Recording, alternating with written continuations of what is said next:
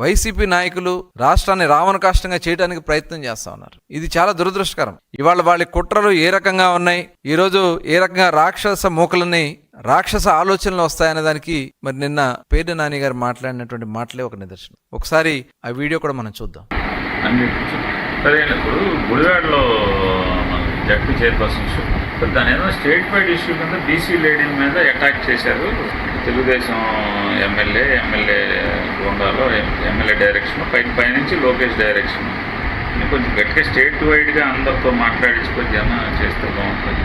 BC lady Gowda caste కొద్దిగా దాన్ని అందరితో లౌడ్గా పెట్టుకుని టేకప్ చేస్తే బాగుంటుంది. అంటే ఇది లీడర్ చెప్తే కానీ మనోళ్ళు గట్టిగా రాలేదు.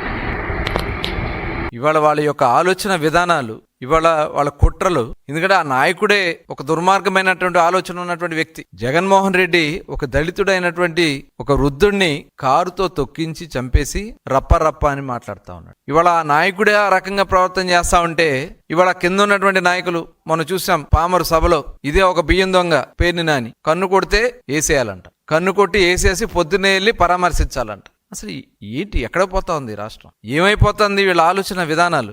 అంటే ఈరోజు అధికారంలో ఉన్నప్పుడు ఇలాంటి కుట్రలే మీరు చేశారు, అధికారం పోయినా కూడా ఈ రకమైనటువంటి కుట్రలు చేసి రాష్ట్రాన్ని సర్వనాశనం చేయాలని చూస్తా ఉన్నారు.